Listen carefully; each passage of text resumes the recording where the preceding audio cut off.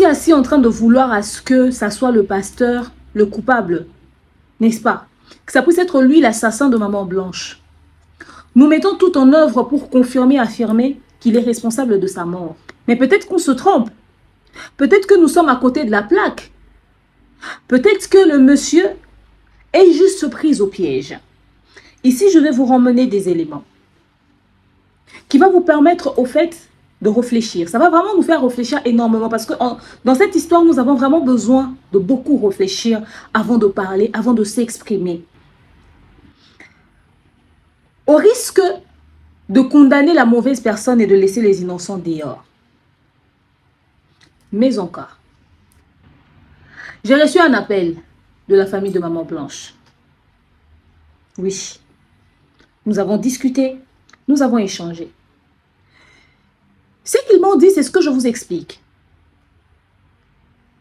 Mais où a été le pasteur le lundi? Il faisait quoi?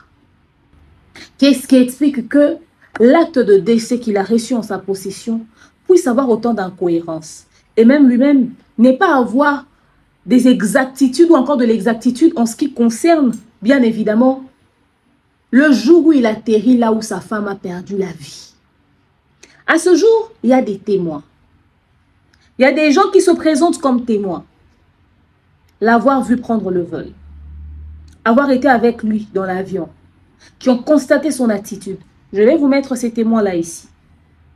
Ont-ils menti ou ils disent la vérité? Oh, Yahweh, Kumama.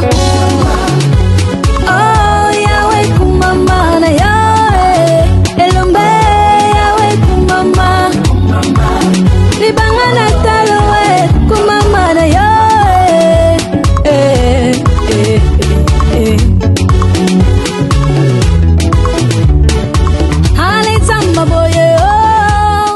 Blanche savait qu'elle n'allait pas durer sur terre. Plusieurs fois, elle me disait des choses comme ça. Elle devait faire une opération très simple et ça a pris beaucoup de temps. Et le médecin, comment ça prend beaucoup de temps comme ça? Ils m'ont dit, tout s'est bien passé, mais elle ne se réveille pas encore. Parlons de sa mort. Elle savait qu'elle allait mourir. Au matin, à 1h, on a décollé. Il était accompagné d'une dame qui tenait ses affaires et un monsieur. Le monsieur, il était très mal à l'aise. Avant qu'il la première classe. Hello tout le monde, coucou ma communauté, salut mes winners, j'espère que vous allez bien, moi ça va. Bienvenue dans l'univers de l'expert en fait de société, bienvenue dans l'univers du Congossa. Bienvenue dans l'univers des analyses intelligentes, mais surtout sans filtre, parce que ici nous disons les choses telles qu'elles sont. Bienvenue chez votre coach que je suis, demain Nyang Moussi Ata, le l'hymne national, la procureure des médias, la juge suprême des médias, la chef d'état-major des médias, la maréchale des analyses, la congosseuse de 4K. Bienvenue dans ma zone de turbulence, bienvenue dans mon haut lieu, bienvenue à vous mes winners, la team des invincibles, le gouvernement mal à l'aise, le gouvernement Pandi Likolo, le gouvernement Lipoa. Installez-vous confortablement, likez, commentez, partagez massivement le lien de la vidéo. Ça me fait un énorme plaisir de vous avoir aussi nombreux connectés sur cette chaîne de référence qui est demeure officielle. Bienvenue aux nouveaux venus. Comme vous le savez, on a le sourire sur le visage parce que nous devons partager la bonne humeur, mais le climat est très tendu. Pas seulement en République démocratique du Congo, mais partout dans le monde, en Afrique, en Europe, tout le monde veut avoir la réponse. De quoi est mort Maman Blanche? Qu'est-ce que le pasteur Marcelo ne dit pas? Devons-nous le voir comme une victime ou devons-nous le voir comme un coupable? Il est vrai que si nous devons tenir compte de tout ce qui se raconte sur la toile et voilà, des accusations et tout, on va se dire, lui, c'est le coupable. On va le lapider. On va vraiment le lapider, on va dire que c'est lui le coupable. Parce que d'ailleurs, la communauté, la société veut qu'on le traite comme tel. Même la présomption d'innocence, les gens ne voient pas ça. Mais lorsque nous faisons réfléchir notre cerveau, on se rend compte qu'il y a des possibilités que le monsieur puisse être innocent aussi. Pourquoi pas? Mais bon, la société ne veut pas qu'il y ait des gens qui vont dans le sens de penser que le monsieur est innocent à cause de la manière dont les choses ont été présentées. Installez-vous confortablement ici parce que j'ai des nouvelles révélations à vous faire. Tous les jours, quand on dort, on se réveille dans ce dossier, on se surprend de devenir détective. Mais encore, il y a des informations qui arrivent, qui rebondissent, qui ressurgissent, mais qui atterrissent sur les réseaux sociaux. Pourquoi le grand silence des autorités à ce jour, après les sorties médiatiques de la famille de Maman Blanche? Pourquoi le silence? Qu'est-ce que l'État congolais attend pour, n'est-ce pas, les aider de prendre la main dans cette histoire? L'histoire est tellement vaste que il faudrait que ce soit la famille qui lance les hostilités, ou les autorités ne savent pas par où commencer vu la gravité de la situation. C'est de ça qu'on va parler tout au long, n'est-ce pas, de cette émission, surtout de ce qui s'est réellement passé en Turquie, ok? Installez-vous confortablement, likez, commentez, partagez massivement le lien de la vidéo. La famille, l'heure continue d'être grave. En tout cas, jusque-là, l'heure demeure grave. Suivez ces deux spots publicitaires et on se retrouve juste après. De nos jours, l'hygiène intime est une priorité. Voilà pourquoi Maliane vous propose des produits d'hygiène intime à base des plantes naturelles, testés et approuvés dans les plus grands laboratoires dans le monde. Maliane vous propose des thés de fertilité pour hommes et pour femmes, de thé pour bain à vapeur after accouchement pour soulager les maux de dos, gel intime pour hommes et pour femmes, produits pour les règles douloureuses, fibrome, endométriose, polykystie, myome, resserrement du muscle du vagin, trompe bouchée et j'en passe. Vous avez également des produits qui vous aident dans tout autre type de soucis gynécologiques que vous pouvez avoir. Ceinture abdominale, vous avez les protège-slip, les bandes hygiéniques et tous ces produits sont disponibles sur notre site www.maliane.com. Passez vos commandes à travers notre numéro affiché directement à partir de notre site et vous serez livré partout dans le monde.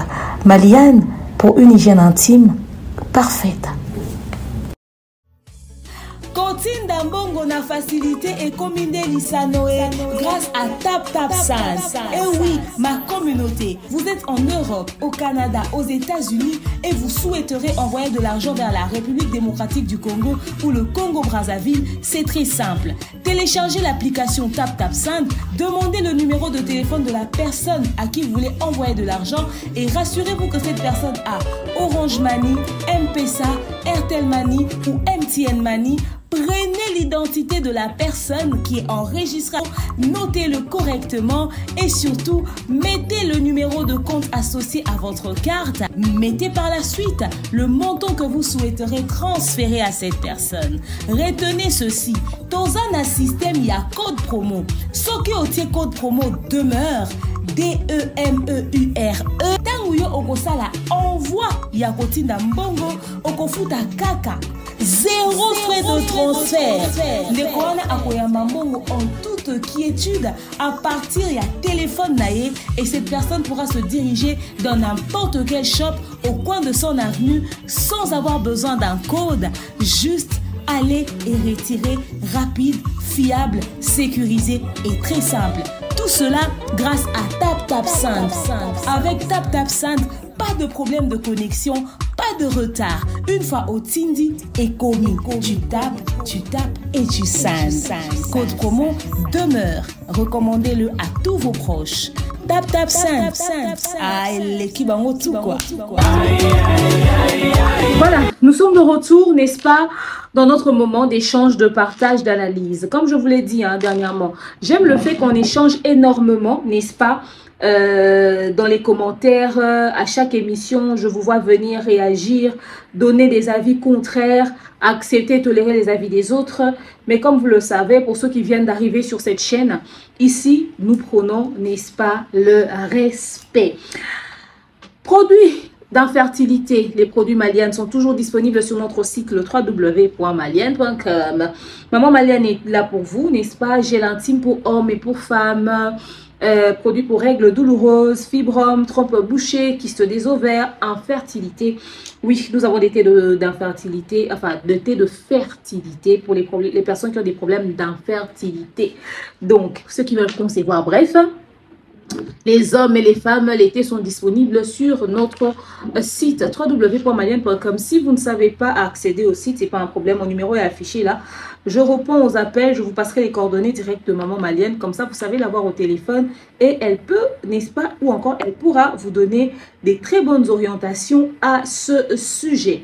Ok, voilà. Il y a beaucoup de choses qui se disent sur les réseaux sociaux. Il y a beaucoup de choses qui se disent sur les réseaux sociaux. Beaucoup d'informations, mais n'oubliez surtout pas que nous sommes au mois d'août. C'est le mois qui précède la rentrée, enfin le mois de la rentrée scolaire qui est le mois de septembre.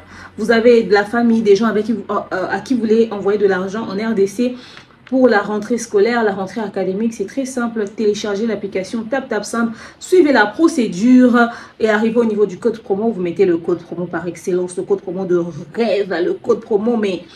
Voilà quoi, des vaillants, le code promo des vainqueurs demeure, n'est-ce pas? Suivez la procédure et mettez le code promo demeure, pourquoi pas, voilà. Alors, comme vous le savez tous, Madame Danielle Sassou et Madame Sephora Kodjo nous donnent rendez-vous à Pointe-Noire pour la deuxième séance de notre tournée africaine Oser. Cette tournée qui aide énormément en ce qui concerne bien évidemment notre manière de vivre tant côté professionnel que dans notre vie privée. Okay? Vous savez que les tournées de Madame Danielle et Madame Sephora Kodjo, c'est le genre de tournée qui aide beaucoup, n'est-ce pas, qui booste beaucoup le côté professionnel et le côté privé. En tout cas, je nous invite à nous préparer pour le mois bientôt là, incessamment, n'est-ce pas, à Pointe-Noire. Donc voilà. Alors, comme vous le savez, comme j'ai l'habitude de le dire, j'aime énormément les retours que j'ai dans les commentaires, surtout quand il y a le respect mutuel des points de vue, c'est-à-dire vous débattez, c'est un échange. Au fait, les avis peuvent être partagés, mais lorsque vous rebondissez sur un avis contraire à la vôtre, n'hésitez pas de le faire avec respect. J'ai vu des commentaires du genre demeure, quand tu regardes ton pasteur, tu vois quelqu'un qui est assez humble pour se faire conseiller. Et puis, demandez-lui plutôt qu'il présente les documents qu'il est allé signer en urgence pour autoriser l'opération de sa femme parce qu'il est dans le pétrin. Bon, écoutez, je ne vois pas dans mon pasteur quelqu'un d'orgueilleux et je ne vois pas non plus quelqu'un d'humble. Étant une personne de petite taille, permettez-moi de le dire ainsi, parce que mon pasteur n'est pas grand de taille. C'est notre caractéristique d'être orgueilleux. Heureusement que Dieu nous brise. Alléluia. Ok? Nous, quand on est court, on est tous sauf simple. Je préfère dire que le pasteur n'est pas simple. C'est notre caractéristique, c'est notre point fort. Mais est-ce qu'il ne peut pas se faire conseiller? Moi, je pense que le pasteur peut se faire conseiller. Mais le dossier est quand même assez sensible pour aussi que quelqu'un prenne le risque de venir le conseiller. Mais maintenant, il est pasteur. Donc, en mode, mais moi, Dieu m'a dit et tout et tout. En ce moment, la situation, elle est vraiment très hot. Ce qui fait que il est obligé d'écouter les conseils. Ok? C'est notre caractéristique d'être têtu. Je le dis en connaissance de cause. Mais quand même, on écoute. On écoute aussi. Et le pasteur a vraiment un sens d'écoute. Il a des personnes qui l'écoutent. Forcément, il a des... Même s'il ne va pas écouter quelqu'un que lui-même il a nommé comme conseiller, il va écouter un sage qui va lui parler. Le pasteur, il a le sens d'écoute, il écoute. Il lui arrive d'écouter. Oui, effectivement, il est dans le pétrin, il est dans l'obligation, bien évidemment, de donner ses documents. D'ailleurs, moi, je le disais, hein, je l'ai dit dans plusieurs émissions, j'ai dit que pour moi, l'affaire était tellement simple. Ça crie là-bas, oh, on ne connaît pas la raison du décès. Très cher avocat, allez dans cette famille, il faut emmener les dossiers. Les numéros de téléphone, s'il le faut, appeler l'hôpital, le document médical. Donnez, on va quitter ici. Voyez-vous, moi j'aurais fait ça. Après, il dit que ces avocats sont là pour ceux qui veulent avoir les documents. Moi, je pensais que la famille de Maman Blanche allait appeler parce que le pasteur avait dit ça dans son discours lorsqu'il a fait sa sortie médiatique. Il a dit pour tous ceux qui veulent avoir les informations à ce sujet, qu'ils aillent contacter mes avocats directement. Je ne sais pas pourquoi la famille de Maman Blanche ne contacte pas directement les avocats du pasteur Marcelo, puisqu'ils ont la possibilité de les avoir. Ils ont besoin des documents, ils peuvent utiliser leurs avocats. Et d'ailleurs, ça va leur faciliter dans les enquêtes. Ils demandent aux avocats du pasteur Marcelo, bon, Marcelo a dit donnez-nous les documents. Ils donnent les documents là-bas, et eux, ils prennent ça, ils étudient les documents, ils sont toujours pas satisfaits, ok, ils vont utiliser ça, ils vont remettre ça à leurs avocats pour continuer leur poursuite judiciaire. Donc moi, je pense que c'est ça au fait, ok. So, oui, effectivement, toutes ces accusations sont pas aussi... Voilà. Quelqu'un... Attends, la personne qui a mis ce commentaire, c'est BLM. Enfin, sur YouTube, vous avez trop mis de les sobriquets. Il y a quelqu'un qui a dit, mais ce n'est pas parce que Marcelo le dit que ses propos sont vrais. Ce n'est pas parce que Marcelo le dit que ses propos sont vrais. Je voulais vraiment rebondir sur ce commentaire en particulier pour dire quelque chose parce que je dois passer à l'essentiel. Très cher, très cher. Je pense que c'est une dame parce que ce sont les dames qui sont trop dans les émotions dans cette affaire. Très cher, très cher. Je suis d'accord avec toi. Je le dis avec tout le sourire du monde. Effectivement, ce n'est pas parce que mon pasteur ou encore le pasteur Marcelo le dit que cette histoire, elle est vraie. Ok? D'accord. Je suis d'accord. Je te crois quand tu le dis. Ce n'est pas parce qu'il le dit que c'est vrai. Mais attendez. C'est pas parce que la famille de Maman Blanche parle que cette affaire aussi, elle est vraie, hein, que leurs accusations sont vraies. Ils arrivent à affirmer que le pasteur Marcelo a tué leur sœur sur base de quel élément? Des on-dit, des doutes, des spéculations, je pense, après avoir vu que les audios qu'ils ont sortis comme preuve n'incriminent pas le pasteur Marcelo, ne le présentent pas comme un meurtrier, je suis désolée. S'il y a un conflit de famille, ces audios seront tous sauf récevables par la loi. Ils disent douter du fait que Maman Blanche a fait ce qu'on appelle la ligature des trompes. Ils ne croient pas en cette version que le pasteur leur a donnée. Mais ils nous ont balancé des audios où Maman Blanche, je suis la seule, de toutes les personnes qui ont analysé sur cette affaire, je suis la seule qui leur a fait comprendre que c'est que Maman Blanche allait faire de ligature. Si c'est ce que le pasteur a dit, ça doit être vrai. Parce que dans les audios, il a dit ça. Mais quand les gens vont chercher, elle a dit ça, quand les gens vont chercher, ils ne trouvent pas la partie. Je suis la seule à avoir dit ça ici. Il y a un écart très remarquable entre la dernière, la cadette des filles, enfin la plus petite, celle qui vient après Choukrani. Il y a un grand écart entre elle et Tabiri. Ça veut dire que Maman Blanche ne pensait pas avoir un autre enfant. Et directement, ils ont un conflit dans leur couple après la naissance de Tabiri. Et elle le dit dans l'audio. Elle dit, je lui ai dit, j'ai dit à Marcelo que si je n'avais pas Tabiri, j'aurais pris d'autres décisions sur notre relation. J'aurais pris d'autres résolutions sur notre relation si je n'avais pas Tabiri. Alors, si Tabiri était une grossesse qu'elle n'attendait pas, elle pensait qu'elle avait fini avec la toute dernière. Ok? Et des années plus tard, elle a Tabiri. Et maintenant, elle se retrouve face à un dilemme. Elle a un 4e enfant et son couple bat de l'aile. Peut-être que entre Tabiri et la fille, elle prenait des pilules. Elle a fait des injections. Elle a mis des implants. Elle a mis des trucs. Mais ça ne l'a pas empêché de tomber enceinte. Cette fois-ci, tellement que la situation était tendue entre eux, elle a pris une décision radicale. Elle a dit carrément, je vais aller me ligaturer les trompes. Elle s'est renseignée. Elle a regardé sur Internet. Elle a vu que c'est une opération qui peut se faire. Il y a des gens qui l'ont fait et qui vivent. Elle a dit elle va le faire, elle va aller faire ça, elle a pris vraiment une décision catégorique sur son corps. Eux-mêmes, ils ont sorti les audios, mais ils ne croyaient pas que Madame Blanche est allée ligaturer ses trompes. Pourtant, la dame disait en avoir marre que si elle n'avait pas le tout dernier, elle n'allait peut-être pas continuer ce mariage-là, puisque eux, ils étaient en train de dire que le divorce était sur la table. Pourtant, dans ces audios-là, nulle part Maman Blanche parle de divorce. Elle parle juste d'un climat tendu dans ce couple. Elle parle juste d'un climat tendu dans son couple. Ok? Il n'y a que ça qui nous ont ramené comme preuve. Et puis, un acte de décès qu'ils ont reçu auprès du pasteur Marcelo qui n'est pas vrai. Mais dans tout ce qu'ils nous ont raconté sur les réseaux sociaux, quelles sont les preuves que nous avons vraiment? Parce que les audios ne prouvent pas que le pasteur Marcelo a tué Maman Blanche. Ça prouve qu'il y avait un problème de couple comme dans tous les autres couples. Ce n'est pas parce qu'il est pasteur que c'était le ciel là-bas. Ok? Dans tout ce qu'ils nous ont raconté ici, vous pensez que tout ce qu'ils ont dit, c'est vrai? Non, ce n'est pas parce qu'ils sont la famille de Maman Blanche qu'ils le disent que c'est vrai. Aujourd'hui, nous avons des captures qui prouvent que la famille était en conflit. Depuis toujours, ils ont toujours été en conflit. Même la mort de Maman Blanche leur a trouvé en conflit. C'est ce qui a fait qu'ils ne puissent pas bouger le petit doigt parce qu'ils ne savaient pas, ils vont s'y prendre comment ils sont en conflit, ils ne s'entendent pas. C'est un conflit qu'ils reconnaissent eux-mêmes. Ce n'est pas parce qu'ils disent des choses ici que c'est vrai. L'autre qui dit qu'il y a un monsieur qui a dit la manière dont j'ai vu le corps, c'est comme s'il n'y avait pas les organes. Ça veut dire que ce qu'il a dit est vrai. C'est-à-dire vous avez la facilité de croire en ce qu'eux racontent parce qu'ils sont de la famille de Maman Blanche.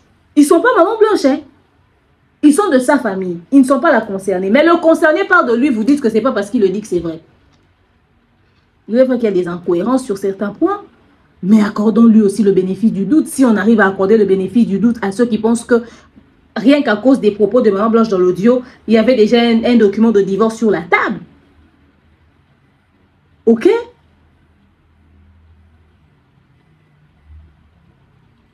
Il y a des gens qui disent que oh, le pasteur Marcelo a dit que il avait renouvelé les vœux et tout. Ça devait être... Quelqu'un a parlé de guet-apens. Oh, donc, sûrement, ça devait être un piège. Il avait fait la demande en mariage. Il avait renouvelé la demande en mariage de l'église d'un de ses petits. Peut-être que je n'avais pas compris. Ce n'était pas le pasteur Marcelo qui a parlé de la demande en mariage. C'était Maman Blanche de son vivant qui avait parlé du renouvellement des vœux.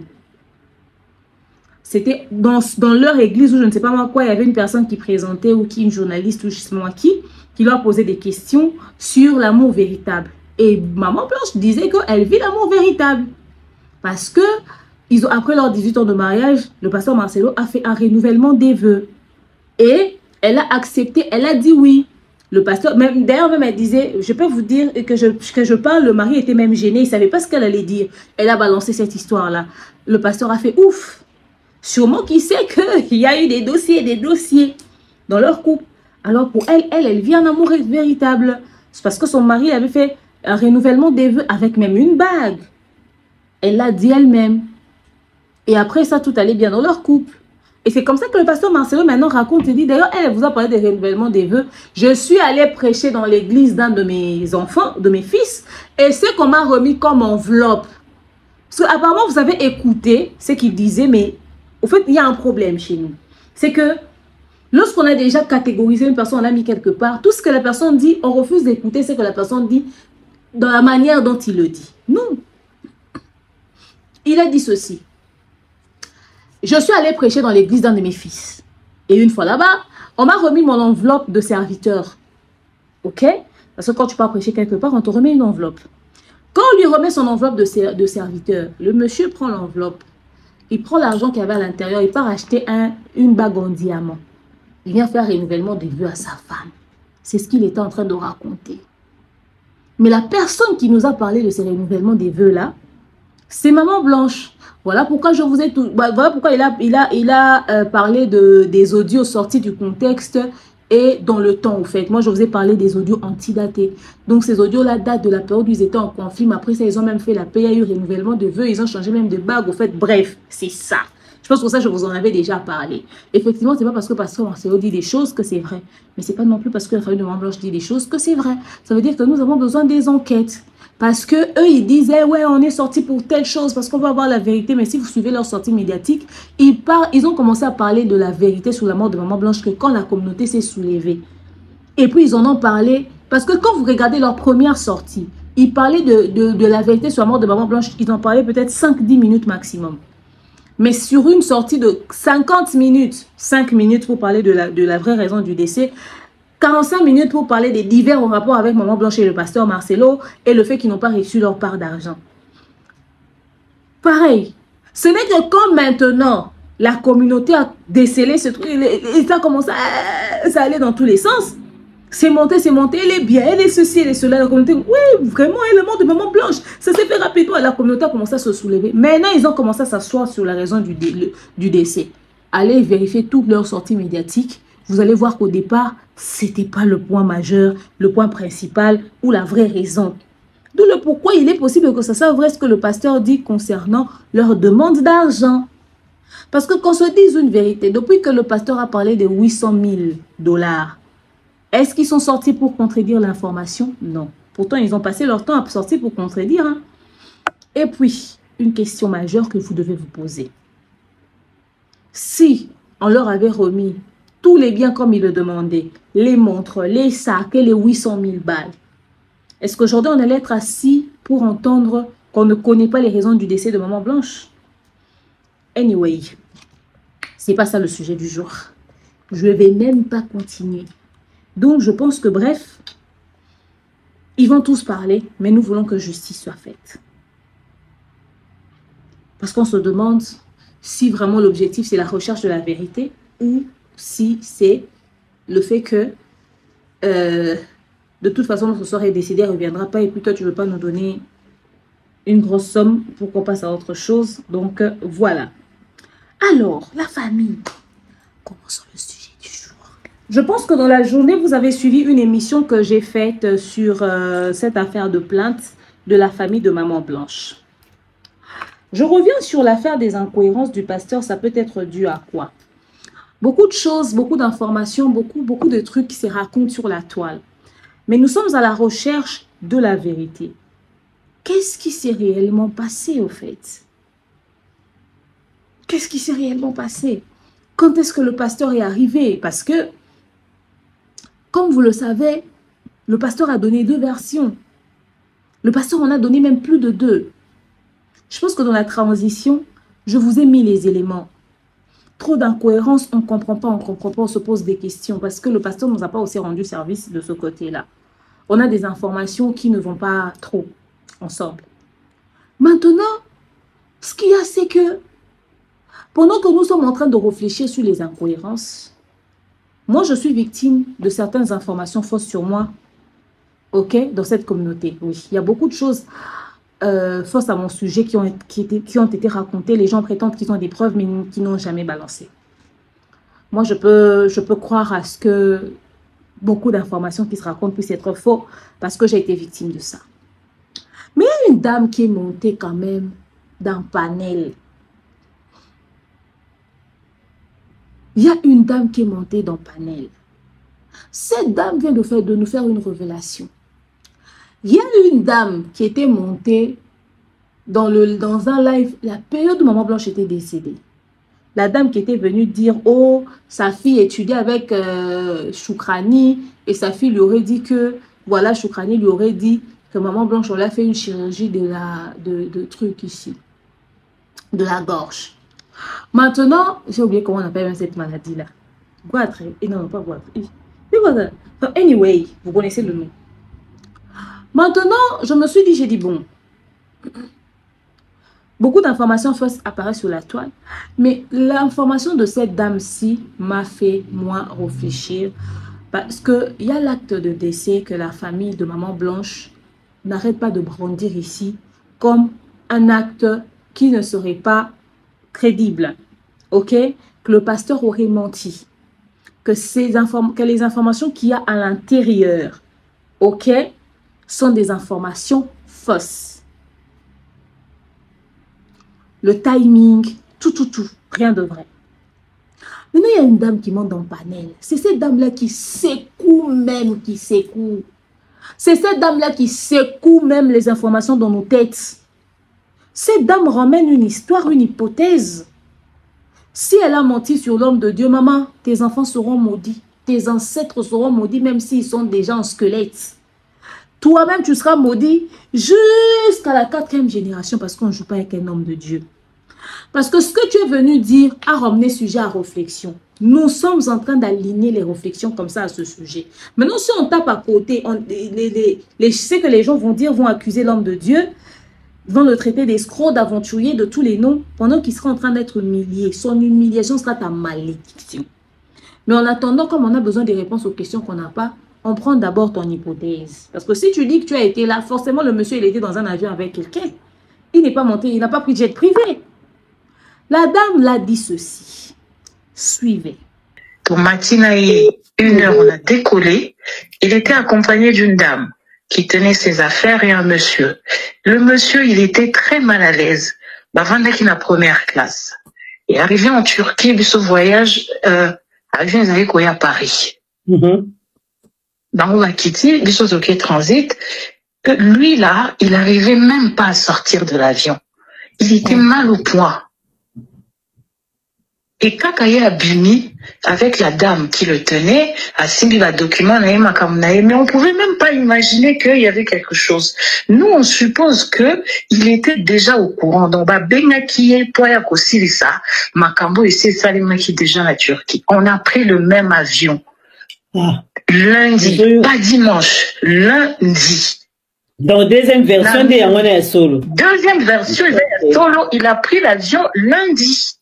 Et à commis mardi, à 6 heures du matin, papa Outi Koloba, comment ça se fait que car en espace, il y a 6 heures du matin, Tina Boutou n'a pas comme à Kinshasa.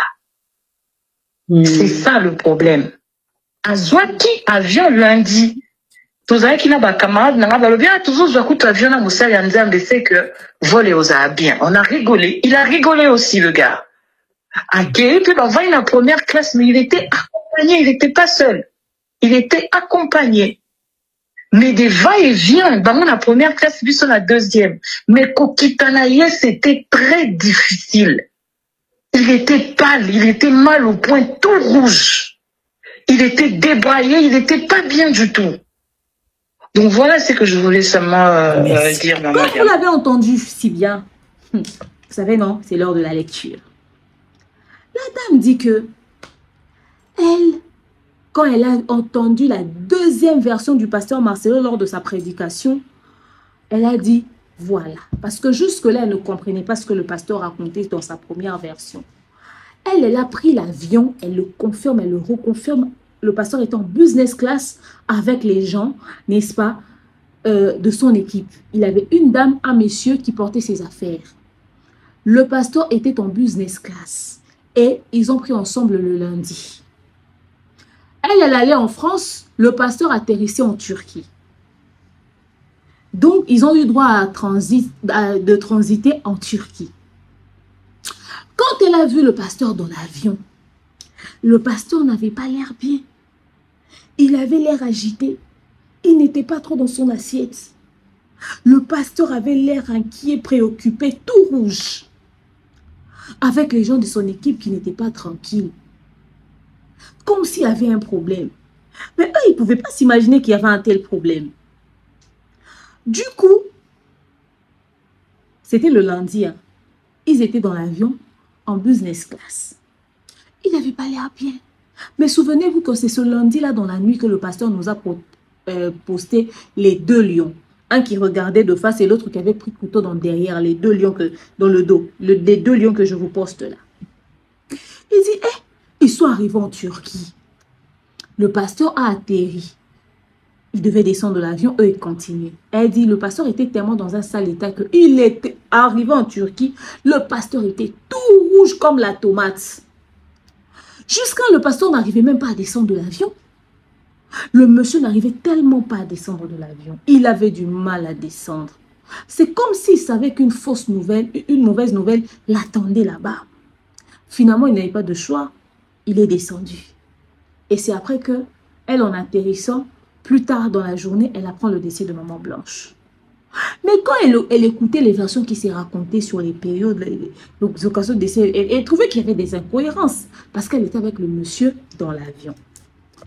Maintenant, là, nous avons la famille de Maman Blanche qui disent avoir un document, un acte de décès qui parle de 23 heures et de la pompe funèbre. Qu'est-ce qui pourrait s'être passé dans l'autre temps? Je vous passe mon hypothèse sur les incohérences. Suivez. Suivez. J'ai écrit, parce que quand je réfléchis, j'ai écrit. Le pasteur Marcelo, d'abord, le témoin qui arrive, ok, qui nous balance ça, et qui nous confirme que la deuxième version du pasteur Marcelo était vraie. D'accord? La personne nous a confirmé les agitations du pasteur. Mais le pasteur nous avait dit que lorsque lui, il était arrivé, il a eu le temps de parler pendant des heures. Si nous devons tenir compte du fait que ce monsieur a atterri en Turquie à 6 heures, pendant des heures, le pasteur a prié pendant des heures en demandant à Dieu la résurrection de Maman Blanche. C'était à quelle heure? Parce que les gens disent avoir commencé à recevoir les appels du pasteur Marcelo disant que Maman Blanche est décédée le matin. Certains parlaient de 5 heures du matin, d'autres parlaient de 6 heures du matin. Mais s'il a atterri en Turquie à 6 heures et qu'il a eu le temps de prier pour que Maman Blanche ressuscite, la dame ici il nous a menti sur son histoire avec l'avion ou c'est comment? À quelle heure il est atterri à 6 heures? Parce que lui-même il dit, je suis arrivé en Turquie le mardi. Il dit, je suis arrivé en Turquie le mardi. L'avion a atterri. Normalement, l'avion qui a atterri en Turquie le mardi 12, c'est le matin. Le mardi 12, c'est le matin. Maintenant, si c'est le même matin là qu'il a commencé déjà à appeler les gens, quand est-ce qu'il est allé signer, n'est-ce pas, le document dans la précipitation, comme il nous l'a dit, parce que sa femme attendait cette signature-là pour se faire opérer. C'est-à-dire, il atterrit, il arrive, il part signer le document. On entre avec Maman Blanche dans la salle d'opération et directement, quelques temps après, on lui dit, elle n'est plus. Et directement, lui commence à prier pendant des heures. Et directement, ils ont conclu que finalement, Maman Blanche n'est plus. Il va falloir qu'on fasse des démarches. Il a dit à l'hôpital, occupez-vous de ça. Pendant ce temps, entre midi déjà et 13h, nous à Kinshasa, tout le monde était informé que Maman Blanche n'est plus. C'était trop speed, hein? C'était trop speed. OK? Parce que si on doit tenir compte de l'heure à laquelle il a commencé à appeler les membres de la famille pour dire que Maman Blanche est décédée, toutes ces choses-là se sont faites à quelle heure? Quand est-ce qu'il a signé pour que l'opération commence? Parce que il nous a même parlé d'une séquence en disant que, je vous ai mis ça, n'est-ce pas? Il a dit que Maman Blanche est morte dans la prière parce qu'elle croyait en Dieu. Elle a dit, Marcelo, prie pour moi. Il a prié et elle est partie. Elle ne s'est plus jamais réveillée. Supposons, comme je l'ai dit tout à l'heure, que cette prière-là s'est faite, comme j'avais dit dans l'autre émission, supposons que cette prière-là s'est faite quand? La prière s'est faite avant peut-être l'opération, disons comme ça. Avant l'opération, cette prière-là a eu lieu. Supposons que cette prière-là a intervenu avant l'opération. Supposons. Donc, il a vu Maman Blanche. Donc, quand il arrive le matin pour signer le document, il voit Maman Blanche, il prie, ça rajoute encore les minutes et les heures. Donc, la famille, confirmez-nous l'heure exacte à laquelle vous avez reçu l'appel. Parce que si vous avez reçu l'appel très tôt le matin pendant qu'il a atterri à 6 heures, ça complique les choses. OK? Alors, voici mon hypothèse sur cette affaire. Jusque-là, j'étais dans ce qui se disait. Le pasteur Marcelo a acheté son billet. Parce qu'il devait rejoindre Maman Blanche, d'après ce qu'il a dit. Il avait réservé son billet, il avait réservé son vol. Il devait rejoindre Maman Blanche parce qu'il devait signer l'autorisation. Je ne sais pas comment ils ont commencé l'opération sans lui. Parce qu'apparemment, elle est morte suite à l'opération. Donc, on a commencé l'intervention chirurgicale sans lui. Puisque c'est un hôpital apparemment où Maman Blanche partait déjà. Je vais vous expliquer pourquoi je dis que peut-être qu'elle partait déjà là-bas. OK?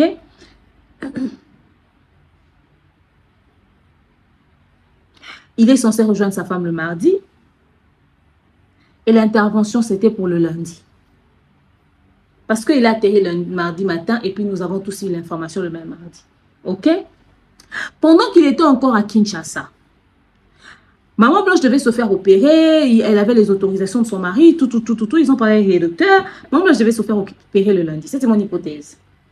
L'histoire de la signature, je vais vous expliquer ça après. Il était encore à Kinshasa. Lui, il doit prendre son vol le lundi pour rejoindre Maman Blanche. Et c'est le même lundi que lui, il doit prendre le vol pour arriver en Turquie le mardi. Maman Blanche, c'était son intervention chirurgicale dans la journée. Pendant qu'elle va se faire opérer, ça tourne mal. Elle ne se réveille plus après l'anesthésie. Ils étaient obligés, n'est-ce pas, d'appeler la personne à contacter en cas de problème qui est son époux. Le médecin prend le téléphone. Monsieur Marcelo Tounassi, vous êtes époux de Madame Blanche et tout et tout. Oh oui, ah oui, d'ailleurs, peut-être une fois on s'est déjà vu, hein. Bref, disons ça comme ça. On l'a contacté. On lui dit, bon, écoutez, l'intervention chirurgicale s'est bien passée. Tout s'est bien passé, d'ailleurs. Mais malheureusement, votre épouse ne se réveille toujours pas. Comment ça, mon épouse ne se réveille toujours pas? Oh non, non. Votre épouse ne se réveille toujours pas. Il est sous choc. Cette voix-là lui dit, Marcelo, Blanche n'est plus. Il dit non. Ils sont en train de me dire qu'ils sont en train de tenter, parce que le médecin dit oui, elle ne se réveille toujours pas. On est en train de tenter de la réveiller, mais ça ne va toujours pas, mais on continue encore de le faire et tout. Mais j'ai prévu de prendre le vol tout à l'heure, là. Je suis en train d'arriver. Je suis en train d'arriver. Il dit oui, mais... Alors, sous les émotions, il demande au médecin, qu'est-ce qu'on peut faire? Le médecin dit, en tout cas, parce que je suis en train d'arriver. Normalement, je prends mon vol aujourd'hui pour arriver en Turquie. Le médecin dit, je comprends que vous puissiez être sous le choc. Je comprends que vous puissiez vraiment vous sentir très mal avec cette nouvelle que nous vous donnons comme ça à distance pendant que votre femme est ici. Mais je peux vous aider. S'il y a quelque chose que nous pouvons faire, nous, l'hôpital, dites-le nous. Je peux vous aider. Pasteur Mansur qui dit, écoutez, moi, je venais pour rejoindre ma femme et mes enfants, mais là, je ne pense plus qu'on pourra rester. Parce que, apparemment, Maman Blanche avait dit à sa soeur qu'elle allait revenir jusqu'en août. Donc, le pasteur partait pour que ça, pendant que sa femme se fait opérer. Ensuite, ils vont passer du temps un peu ensemble et puis il va revenir. Elle dit, en tout cas, avec ce que j'entends là, je ne veux même pas passer une seule nuit en Turquie. Préparez tout. Faites tout. Moi, je viens juste récupérer le corps de ma femme et mes enfants. On va rentrer à Kinshasa. OK? Alors, abattu, le docteur lui dit, je peux vous aider. Et ils se sont mis d'accord. Le pasteur devait quitter avec le corps à son arrivée. Du coup, le médecin s'occupe de tout. Comme c'était le mercredi, pendant que le pasteur prend le vol, abattu, il a donné une exigence au médecin. Il dit, laissez le corps dans la salle de réveil que je veux voir ma femme. Quand j'arrive, je veux quand même la voir. Il prie, il dit, Seigneur, ressuscite ma femme. Il prie, il prend le vol, il prie. OK? Du coup, le médecin s'occupe de tout. Pompe funèbre, il envoie quelqu'un, il trouve des gens qui vont envoyer, qui vont s'occuper des courses. D'où le pourquoi la pompe funèbre, c'est le 11 à 23 heures, parce qu'il devait s'occuper de tout et de tout préparer. Et ce qui fait que, comme le pasteur n'était pas là, il n'était pas présent, il est sous le choc, il est en train d'arriver. Et il a dit, aidez-moi à rapatrier le corps, faites tout, moi je viens juste, je récupère et je pars. Eux, ils devaient faire la paperasse. Il dit lui-même qu'il a atterri le 11, le 12, et il est revenu avec le corps le 13. Alors, le médecin s'est dit, c'est une hypothèse, hein, je suis toujours dans mon hypothèse. Si nous devons inscrire Blanche Kandolo Tunasi, Tunasi son nom d'épouse, ça exigera que dans les démarches, les documents puissent être signés peut-être avec l'accord de son mari, le nom de son mari. Mais il n'est pas sur place. Ça va faire tarder les choses. Alors, pour que nous puissions faire les choses rapidement et qu'il vienne récupérer le nom de sa femme, on va mettre son nom de jeune fille, son nom célibataire, le nom de ses parents. On va mettre Blanche Kandolo. Ce qui fait que n'importe qui peut signer le document et on va rapatrier le corps. Ça va nous faciliter les choses, ça va nous faire gagner en temps. OK, OK. Allez, ils vont là-bas, quelqu'un signe. Ils vont là-bas, quelqu'un signe. Ils vont là-bas, quelqu'un signe. Mais les gens qui signent, peut-être le pasteur ne les connaît pas. OK? Tac, tac, tac, tac, tac. Mais est-ce qu'ils avaient prévenu le pasteur qu'ils allaient faire les choses de cette manière-là? Apparemment, le pasteur n'avait pas ce détail-là. Il arrive à Istanbul. Il monte dans sa chambre pour déposer les affaires. Il appelle, on lui dit, votre femme n'est toujours pas réveillée, mais nous avons déjà évolué avec les démarches. Il va alors là où le corps de sa femme se trouve. Il entre et ils lui disent tous que c'est vraiment fini, elle est vraiment partie, c'est confirmé avec surtout les heures et tout et tout. OK? Alors, on lui a remis les papiers nécessaires, les démarches qu'ils ont fait. Il a pleuré sur sa femme. Il a prié pour sa femme. Il a parlé sur sa femme. Réveille-toi. Qu'est-ce que je dirai à nos enfants? Oh Blanche, oh Blanche, oh Blanche. Il n'arrivait pas tellement qu'il était dans tous ses états.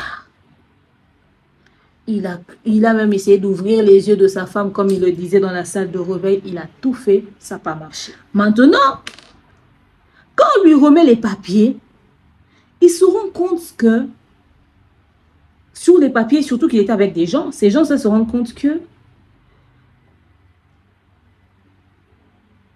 on écrit Blanche Kandolo, tout ça, tout ça, tout ça, tout ça. On n'a pas précisé comme une personne mariée dans les documents. Pose la question, mais comment ça? Comment vous avez fait les choses comme ça? Oh non, mais vous nous avez demandé de faire les choses vite, que vous ne voulez pas traîner ici en arrivant, vous allez rapatrier le corps. Alors, s'il fallait qu'on vous attende, vous, le mari, être ici sur place pour faire les démarches, ça allait peut-être nous prendre du temps. Alors, qu'est-ce qu'on fait? On a décidé de faire les choses comme si elle était une personne célibataire. Comme ça, on réunit rapidement les éléments. N'importe qui peut signer sans avoir besoin de l'accord du mari, de l'époux, ça va faciliter les choses. Voilà pourquoi on l'a enregistré de cette manière-là. Alors, le pasteur se rend compte de ce détail-là. Alors, il n'a pas de choix. Il dit, bon, on va essayer de trouver une explication que nous allons donner aux familles, mais nous devons déjà annoncer qu'elle n'est plus. On ne peut pas rapatrier le corps, on ramène le corps et puis on leur dit là-bas sur place. On doit le dire. Le pasteur n'avait pas de choix. Ils ont commencé à informer les gens.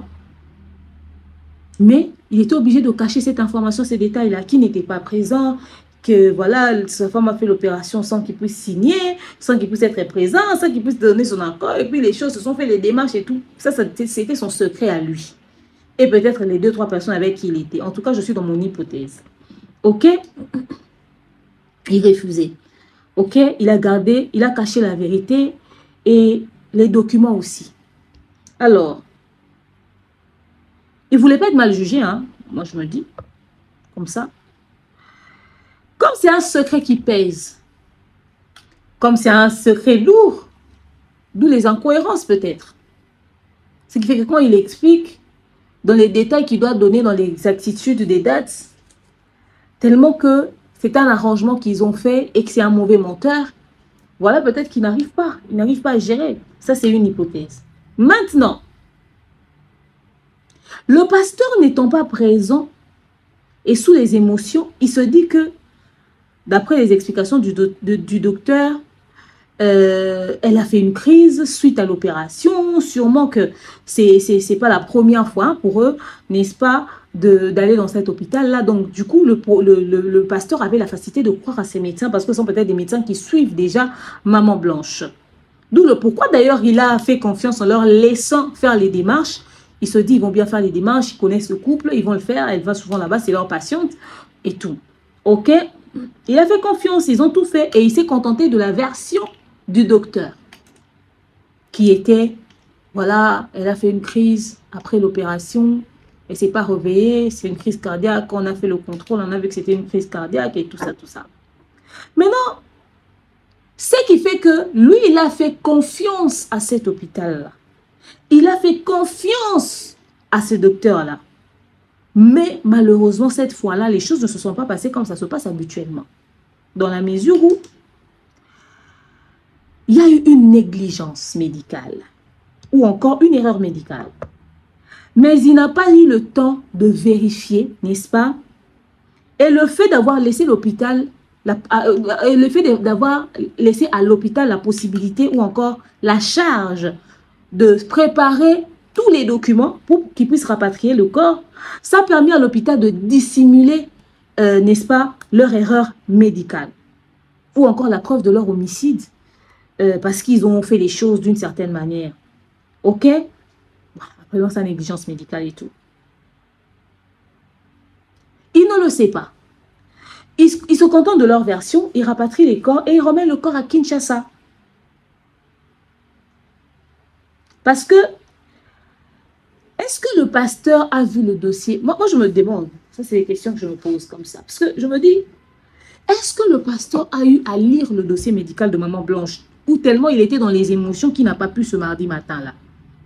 Est-ce que le pasteur a eu le temps de voir le dossier médical de Maman Blanche? Parce qu'il était tellement sous les émotions que peut-être qu'on ne lui a même pas remis le dossier médical. Et eux, ils ont eu le temps de dissimuler leur erreur médicale. Ils ont gardé et tout. Ils ont même donné seulement les documents. Non, prenez seulement ça. C'est bien que de ça dont vous avez besoin pour emmener le corps et tout. Ils ont gardé le reste des informations, le reste des documents médicaux. Pourquoi je le dis? Parce que ça arrive souvent en Turquie. C'est le genre de délire qui arrive très souvent en Turquie. Les erreurs médicales, les ceci, cela. Aujourd'hui, Istanbul, c'est devenu là où les gens vont pour faire les opérations et tout. Et vous voyez que quand il s'agit de parler des bienfaits de la chirurgie, ça crie sur les toits, mais il y a beaucoup de personnes qui sont parties, qui ne sont pas revenues après une intervention chirurgicale. Je vais vous parler du cas de ce monsieur, ok? C'est un Britannique. Le monsieur est décédé en Turquie après une greffe de cheveux, ok? Et sa greffe de cheveux lui a coûté 1 700 €. Du coup, quand il est parti, quelque chose s'est passé. Il a perdu la vie. Une enquête a commencé. Et l'enquête, c'était pour homicide et négligence. OK? Et l'enquête a été lancée. Pendant l'intervention chirurgicale qui a été réalisée dans une clinique connue pour avoir traité des célébrités, traité des stars à Istanbul, la clinique s'appelle Silikik. La clinique s'appelle Silik, ok? Cette clinique-là, Silik, a déjà fait des chirurgies, des interventions sur des personnes très connues. Alors, le monsieur aurait présenté des complications médicales avant l'opération. C'est-à-dire, dans cette clinique-là, le monsieur a présenté des complications médicales avant l'opération. Avant même le début de la procédure de ce qu'ils appellent greffe des cheveux. Selon la déclaration officielle de la clinique, ils ont réussi à trouver une excuse. C'est-à-dire le patient, avant même le début de la greffe, le patient commence à créer des complications et tout, ça n'allait pas, apparemment, il n'a pas soit bien digéré quelque chose ou quelque chose s'est très mal passé.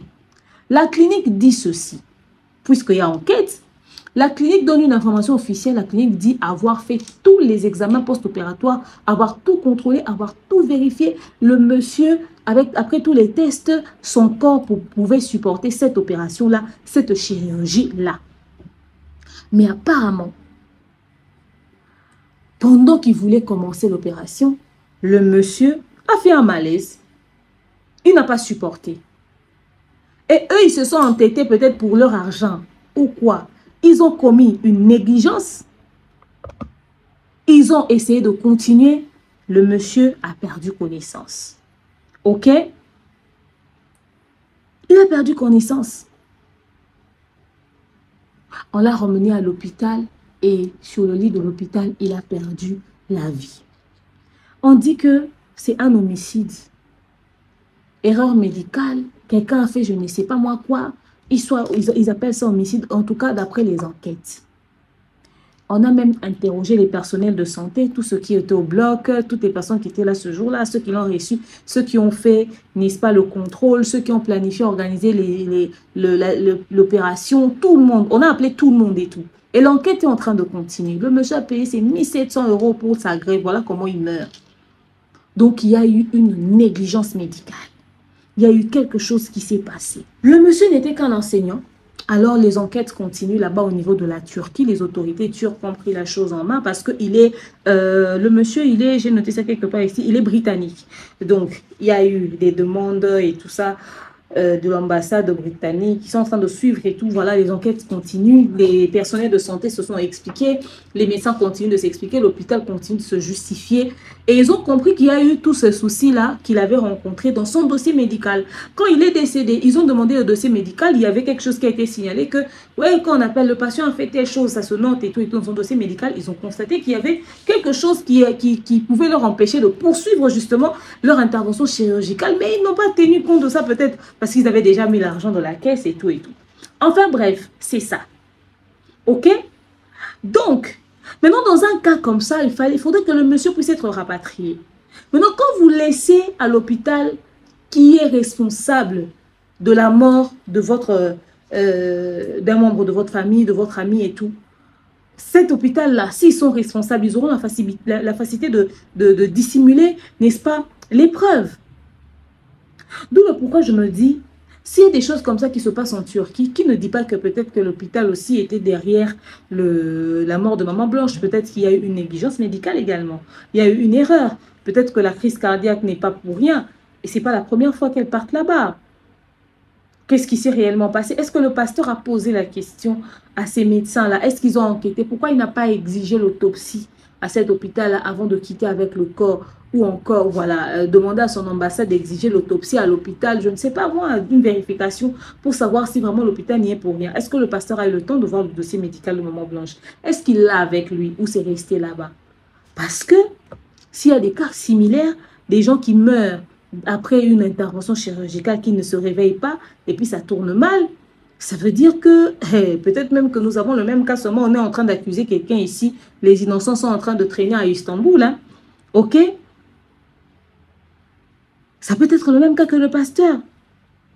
Ok? Mais seulement le pasteur ne le sait pas. Pourquoi il a fait confiance à l'hôpital? C'est un hôpital où ils vont souvent. Mais cette fois-là, ils ont choisi de dissimuler les preuves.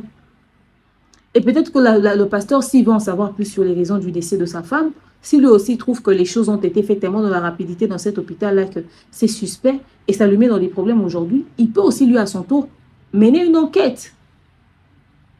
Il peut aussi lui à son tour mener une enquête. Maintenant là, c'est la famille qui décide de mener l'enquête. Et c'est très facile pour la famille de mener l'enquête sur Maman Blanche.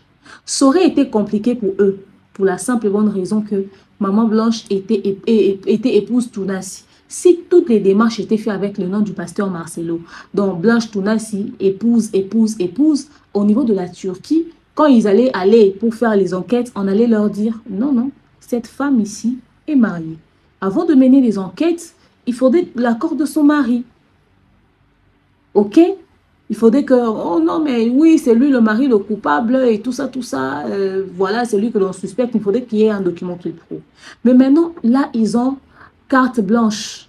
Là, ils ont la possibilité de circuler en Turquie comme ils veulent parce que sur le document, le corps est revenu avec le nom de Kandolo. Ils ont les droits directs sur elle. C'est leurs frères, c'est leurs sœurs, ils sont les premiers responsables. C'est eux qui peuvent justement mener l'enquête avec beaucoup de facilité. Beaucoup de facilité. Parce que le pasteur Marcelo, lui, il aura un problème. Si sa femme a été enregistrée comme une personne célibataire là-bas, dans les démarches, et si lui aussi, à son tour, il commence à trouver l'hôpital suspect, il dit, il va mener enquête, on va le demander en tant que qui? Parce que la personne qui est décédée est Kandolo, et dans les documents, elle n'est pas mariée. Lui, il va venir faire ses démarches en tant que Nani.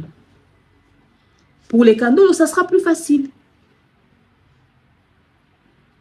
Même si le pasteur aussi trouve suspect la manière dont les choses se sont faites, ou s'il a les documents, s'il a les papiers qui décrivent le dossier médical de Maman Blanche, il n'a qu'à remettre tout ça à il dit que ses avocats l'ont, ils n'ont qu'à remettre tout ça à la famille de Maman Blanche.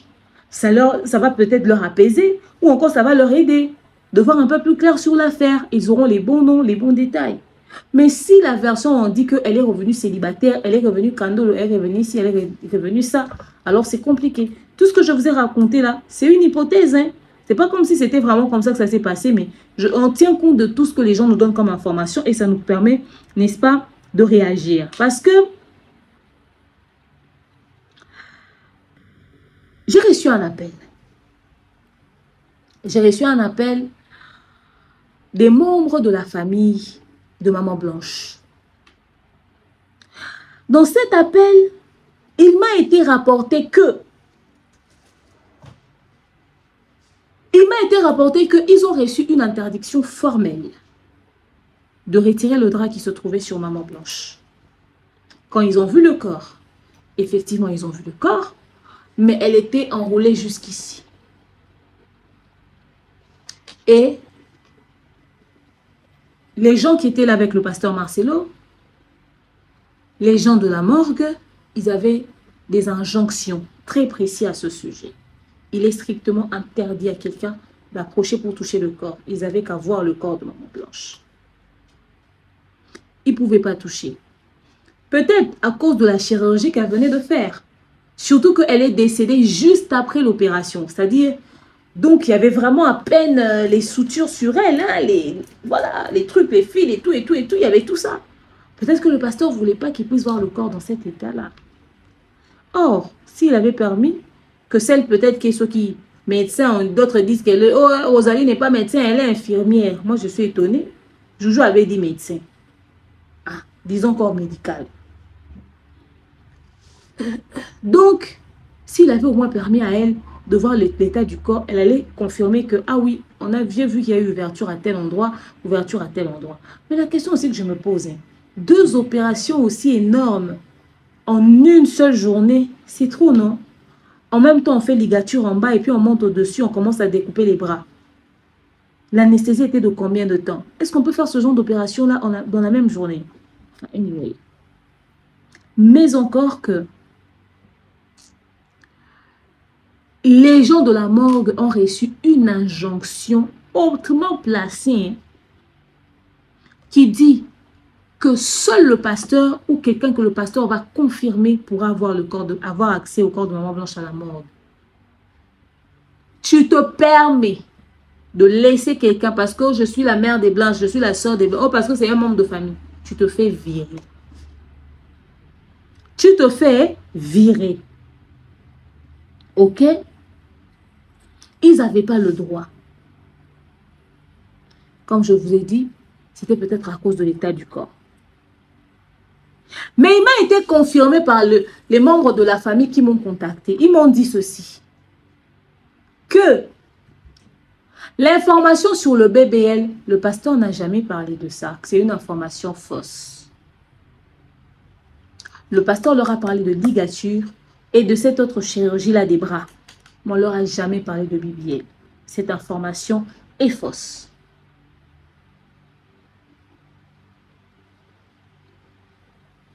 Voilà pourquoi je vous dis que beaucoup des choses qui se disent dans les sorties médiatiques ne sont pas vraies.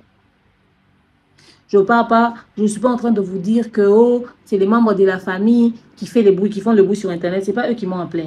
Ce n'est pas eux qui m'ont appelé. Ce n'est pas ceux qui font le bruit sur Internet qui m'ont appelé. Ce n'est pas eux. Mais c'est les membres de la famille de Maman Blanche. Donc, il m'a été rapporté que c'était faux, cette histoire de bébé. Il m'a été confirmé toujours par la famille que, effectivement, ils ont commencé les démarches. La plainte n'est pas à eux, mais les démarches ont déjà commencé. Ils ont lancé les hostilités. Bientôt, nous aurons des retours. Un peu plus sérieuses que ce que vous voyez sur Internet. Les démarches ont déjà débuté. Ça, c'est une affirmation. Pour les poursuites, ils veulent voir clair dans cette histoire. Effectivement, parmi les éléments majeurs qui font parler aujourd'hui, ce sont les sorties médiatiques, qui n'arrangent pas toujours. Mais bientôt, les gens auront des réponses. Voilà quand je dis que ils n'avaient pas d'unité. Effectivement, c'était vrai. Et il n'y avait pas d'unité entre eux. Ils ne s'entendaient pas. D'où le pourquoi beaucoup de choses n'ont pas été faites. C'est comme s'ils viennent de se réveiller du sommeil. Ils ont décidé de mettre certaines choses de côté d'une certaine manière à un certain niveau pour pouvoir essayer de trouver une solution.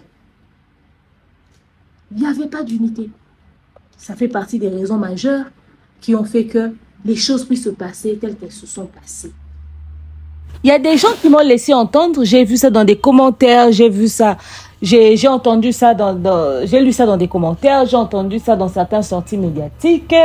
Et puis, il se raconte que certains membres de la famille aussi réfléchissent dans ce sens-là, en disant que pour eux, c'était quand même too much la manière dont les choses ont été organisées. Lorsque le pasteur est arrivé avec le corps de Maman Blanche, et lors de des discussions, il a demandé à ce qu'il puisse s'occuper de l'organisation des obsèques, au fait.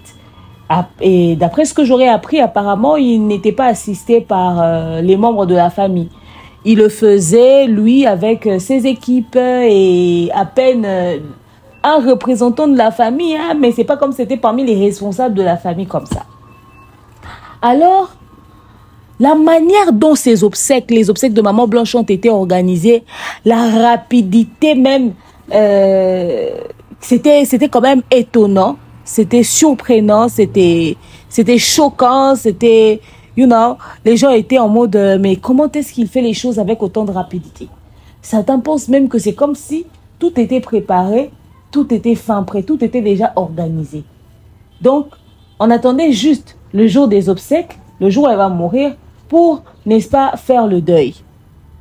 Tout était prêt, l'organisation, c'était grand, les photos, la déco, tout, au fait, c'est comme si c'était une organisation qui se faisait, vous voyez, comme une fête de mariage, on prépare ça, on organise ça, on prend soin de choisir, tout, les tenues, l'espace, c'est comme s'il est revenu avec le corps et tout était prêt, ils étaient juste en train de placer les choses, parce que rappelons que il est arrivé le mercredi 13 dans la nuit, et c'était déjà le lundi que l'on enterrait Maman Blanche, le lundi de la semaine qui a suivi. Alors moi, je dis effectivement, c'était vraiment très bien organisé. c'est pas comme si, c'était même comme s'ils avaient même pas eu une semaine de préparatifs, mais plus, ok? C'était tellement bien fait on se dit s'ils étaient en train de préparer ça pendant plusieurs mois, effectivement, ça donne cette impression-là. Mais en même temps, il faudrait savoir que il s'agit d'un monsieur qui a les moyens, qui a de l'argent. Aujourd'hui, il y a des agences d'organisation d'obsèques. Il a une très grande église. Ils ont l'habitude d'organiser des campagnes, des séminaires, des grandes activités. Alors, c'était très facile pour eux avec l'argent. Et déjà, le fait qu'ils ont l'habitude d'organiser des choses dans l'église, de pouvoir organiser les choses avec une telle rapidité. Parce que si vous dites ça, moi, je risquerais même de vous ramener sur le fait que le pasteur le disait et la marraine l'a confirmé que maman Blanche savait qu'elle allait mourir tôt. Alors, du coup, peut-être qu'ils étaient déjà en train de se préparer dans ce sens-là, mais je ne pense pas. Moi, je mets ça sur le compte du fait qu'il y avait l'argent, il y avait le budget, tout était prêt, tout était organisé en fonction de l'argent qu'ils ont mis en place, au fait. Et s'il manquait quoi que ce soit, en tout cas, l'argent pouvait résoudre le problème. Il n'y a pas eu de manque d'argent dans le programme des obsèques de Maman Blanche. Les gens disent que ouais, les gens qui étaient là, c'était des personnes quand même qui représentent la haute société. Et pour un pasteur, ça paraît énorme. Et pour venir pleurer Maman Blanche de cette manière-là, au fait, les gens ne se rendent pas compte de l'influence que le pasteur Marcelo a à l'international et même chez nous. Et c'était son épouse, au fait. C'est tout à fait normal. Maman Blanche, peut-être les gens pensent que Maman Blanche, c'est seulement la fille de sa mère. Les gens ne réalisent pas l'impact qu'elle avait. Parmi les femmes de serviteurs de Dieu les plus influentes, il y avait Maman Blanche. C'est pas parce qu'elle prêchait beaucoup, parce qu'elle était aux côtés d'un homme très influent, de l'un des serviteurs de Dieu les plus influents d'Afrique. Vous voyez, c'était ça au fait. Et l'impact de son mari, c'est pour ça qu'elle a été autant honorée. Et c'est une dame qui était très bien avec tout le monde. Donc la rapidité dans l'organisation des obsèques se justifie par les moyens que l'homme a mis en place pour honorer la mémoire de sa femme. Parce que les restes des choses que nous pouvons dire restent le fruit de nos pensées. C'est des spéculations. Nous ne pouvons pas nous asseoir, débattre dessus et affirmer. Le problème avec cette histoire, c'est que beaucoup d'affirmations, les gens affirment énormément des choses. Pourtant, ces choses peuvent poser problème si jamais il y a une plainte qui a été déposée. Hein. Ça peut créer énormément de problèmes. Ok? Voilà pourquoi je dis que il faudrait que les gens puissent se reconcentrer sur l'essentiel, que les gens puissent se reconcentrer sur le plus important. Ok? Que les gens vraiment puissent se concentrer. Cette histoire n'est pas très cool. Ça n'arrange personne. Ça rend tendue l'atmosphère. Les chrétiens sont départagés. Ça va dans tous les sens. On peut voir les chrétiens baptisés, mais en train de débattre négativement sur les hommes de Dieu. Ça détourne vraiment le regard, l'attention et surtout ça touche à la foi de plus d'une personne. Et lui-même, le pasteur, dans cette situation, il est difficile pour lui de réfléchir à autrement que de culpabiliser, quoi. Il va peut-être pas le dire, mais il est en train de culpabiliser, de réaliser que son sujet, le problème de sa famille, c'est devenu genre une pierre d'achoppement pour l'église corps du Christ, pour le peuple de Dieu. Il n'est pas très à l'aise, ok? Il n'est pas très à l'aise. Et tout ce qui se raconte là, c'est comme s'il avait déjà préparé les obsèques de sa femme. Tout ce qui se raconte sur lui, c'est vraiment des accusations graves, hein. À un moment donné, je me dis que le pasteur aussi, il est très gentil, genre très large avec la famille de Maman Blanche, parce que avec le genre d'accusation contre lui, il peut aussi, n'est-ce pas, entamer une poursuite judiciaire, parce que jusqu'à preuve du contraire, il est présumé innocent. Personne ne peut prouver qu'il a vraiment fait ce que les gens disent. Il peut commencer à porter plainte ici pour diffamation, pour atteinte à l'honneur et toutes ces choses. Ok? Rien ne prouve que ce que les gens disent sur lui est vrai. Mais malheureusement, les gens viennent affirmer. Au fait, ce qui est le plus choquant, c'est que les gens ne parlent pas au conditionnel. Les gens affirment. Et certaines personnes, ils affirment tellement que même si demain, on venait leur mettre face à leurs affirmations, à leurs mensonges, à ce qu'ils spéculent sur la toile, ils seront en mode... il se pourrait que c'est vrai. Et puis, vous savez quoi? Je vais vous dire une vérité.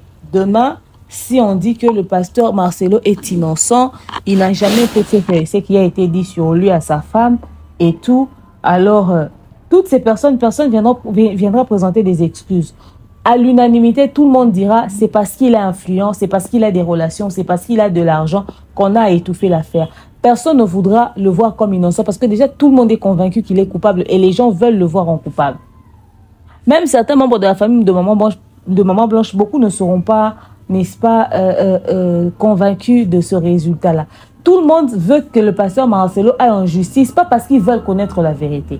Non, la majorité des gens qui disent « Allez en justice, portez plainte, on va faire une cagnotte pour faire les enquêtes », ce n'est pas pour qu'on puisse écouter la réponse du tribunal. C'est pour que l'on dise à la fin, au fait, Monsieur Marcelo, vous êtes condamné à 50 ans de prison pour homicide volontaire ou pour avoir tué votre femme.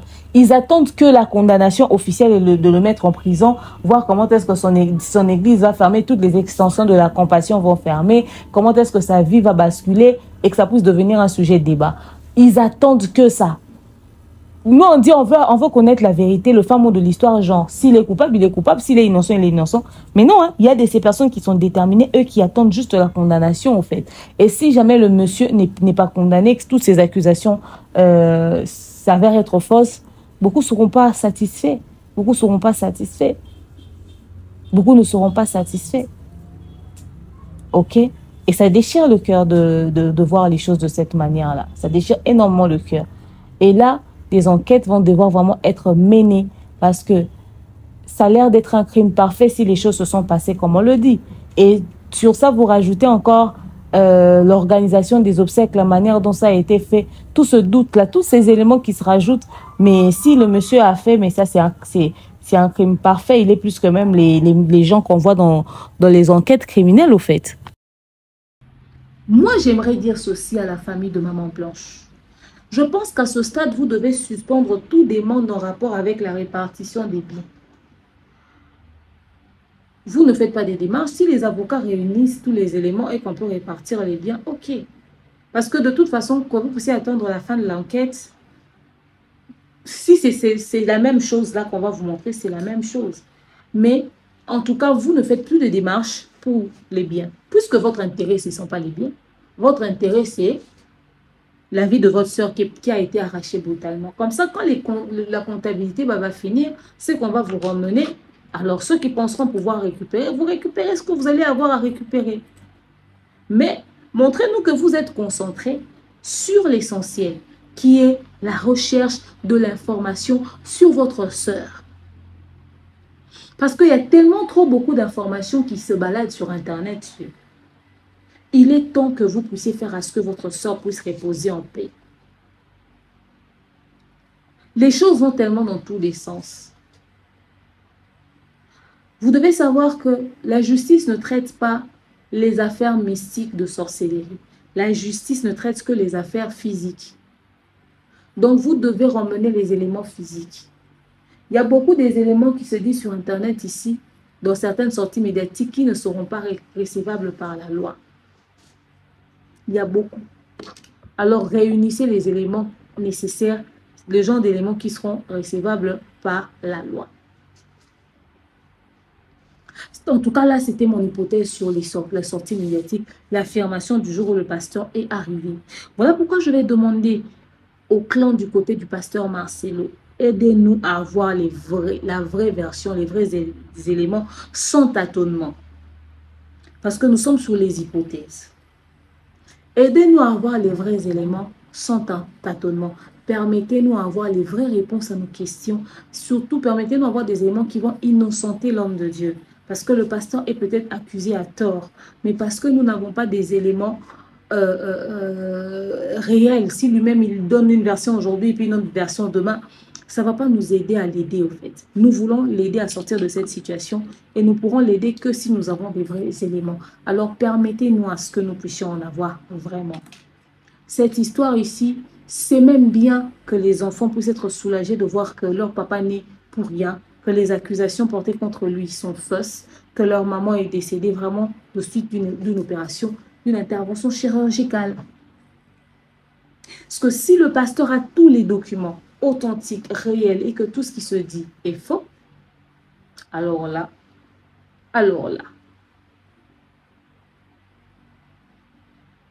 Le pasteur dit dans son discours, oh, le pasteur a dit que tous ceux qui, mes avocats sont là, que tous ceux qui ont besoin des documents, des preuves, mes avocats sont là, ils ont tous ces éléments. Mais si les avocats du pasteur ont tous ces éléments, pourquoi ils n'envoient pas ça directement dans un mail à Maître José Kandolo, par exemple, qui est un juriste, ou encore, je ne sais pas, à un responsable de la famille? Parce que, voyez-vous, Jonathan est là, mais même Jonathan, et jusque-là, la seule personne qui peut nous donner des informations réelles, c'est Jonathan. Il y a des gens qui sortent ici pour donner des versions et des versions, mais il n'y a pas quelqu'un qui connaît la maison comme Jonathan. Qu'est-ce que Jonathan Kandolo dit dans tout ça? Est-ce que le pasteur Marcelo était un monstre envers sa sœur? Est-ce que le pasteur Marcelo était quelqu'un de mauvais?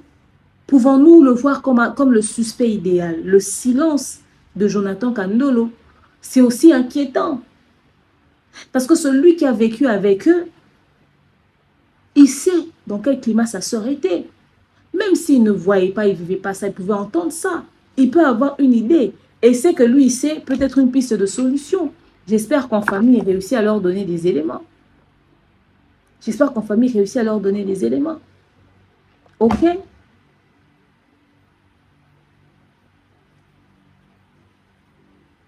Au lieu de nous sortir des audios de quelqu'un qui vivait au Congo, et la personne qui l'envoie est en Afrique du Sud, donnez-nous des informations réelles. Nous avons besoin d'une suite. Je vois quelqu'un, l'autre fois j'étais dans le live, la fille est restée derrière moi. Vous l'appelez demi-frère, hein, mais vous demandez encore comment est-ce qu'il a les audios. Parce qu'on veut comprendre. Pourquoi on envoie les audios en Afrique du Sud? Ça a été déjà pris ou encore enregistré avec quel objectif? Maintenant, posez-vous la question.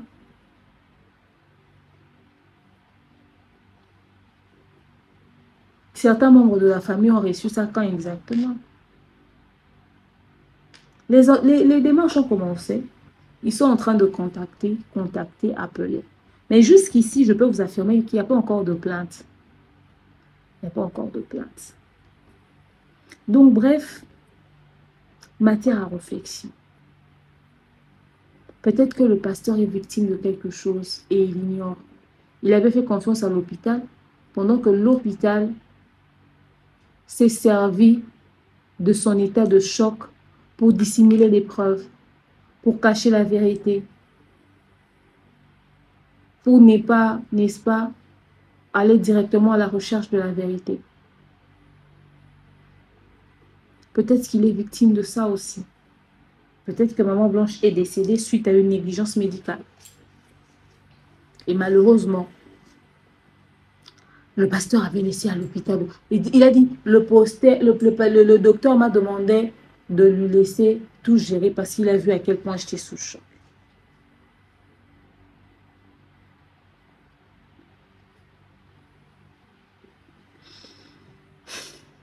Cette histoire, tous les jours, on va continuer de réfléchir. Alors, je vous ai partagé mon hypothèse. Peut-être que l'homme n'est pas coupable. Peut-être qu'il n'a pas voulu paraître pas du tout responsable aux yeux de la famille de Maman Blanche. Comment est-ce que tu as laissé que les choses de ta femme se passent de cette manière? Comment est-ce que tu n'as pas pu faire telle chose? Pourquoi est-ce que tu n'as pas prêté attention à telle chose? Pourquoi tu as laissé quelqu'un d'autre signer? Pour ne pas avoir à répondre à ces questions-là, il a voulu dissimuler certaines informations. Et d'ailleurs, raison pour laquelle, quand il est arrivé, il n'a pas directement donné les documents parce qu'il sait que ces documents-là ont des informations qui ne présentent pas Maman Blanche comme épouse. Mais quand il a vu qu'ils ont commencé à demander le document, autant de temps plus tard, il s'est dit que je puisse donner. Et maintenant, je me dis aussi, pourquoi? Peut-être que la famille des Mamans Blanches, là, ceux qui sortent là, ils se servent justement de ces détails d'incohérence pour foutre la pression au pasteur, pour acheter son silence, qui puisse leur sortir beaucoup d'argent. Ils savent que s'ils mettent de la pression dans ce sens-là, le pasteur peut même arriver à $1 million pour le respect de son image. Mais ils ont rencontré quelqu'un de ma tribu. Les hachés. On n'est pas simple, hein? On grimpe sur arbre pour voir Jésus. Et à la fin de la journée, il vient bouffer chez nous. Oh oui, nous les hachés, on n'est pas simple. On grimpe sur arbre pour voir Jésus. Et à la fin de la journée, il vient bouffer chez nous. On est compliqué. L'homme a refusé d'écouter quoi que ce soit. Il a dit niet. Non. Trouvez un terrain d'entente comme il n'y a pas encore de plainte. Faites quelque chose. Nous voulons que la situation puisse être réglée le plus tôt possible. Parce que dans toute cette histoire-là, les vraies victimes, ceux qui vont ressentir la douleur, c'est les enfants. Et si on tient à ces enfants, voilà. Et moi, dans toute cette histoire, c'est que quand je pense que les choses se disent du haut de la chair, Esther est là. Esther est une nouvelle épouse. Elle ne connaît pas encore cette communauté. Elle vit cette situation. Comment? On lui dit quoi? Au fait, elle arrive à accepter ça parce qu'elle aime vraiment le pasteur ou parce qu'elle voit qui est le pasteur, sa grandeur, et elle est son épouse. Donc, elle voit la gloire qu'il y a derrière le fait d'être épouse du pasteur Marcelo. Au fait, jusque-là, elle ne mesure pas encore le poids de cette réalité. L'équipe du pasteur Marcelo, aidez-nous à voir les éléments qui vont nous permettre de voir clair dans cette histoire. On veut essayer de réfléchir différemment. Voici les témoins commencent à sortir. Parce qu'il y avait déjà des témoins qui racontaient que ils avaient vu le pasteur Marcelo avec le corps de maman Blanche à l'aéroport de Turquie, à l'hôpital de Turquie. Ils ont vu le pasteur Marcelo pleurer à l'hôpital de Turquie, quelque chose comme ça. Les gens déjà commençaient à spéculer. On dit les Congolais partout, les gens avaient vu, mais nous on n'avait pas voulu croire. Mais regardez où on en est aujourd'hui. Donnez-moi votre avis dans l'espace commentaire, s'il vous plaît. Et d'ici là, portez-vous bien.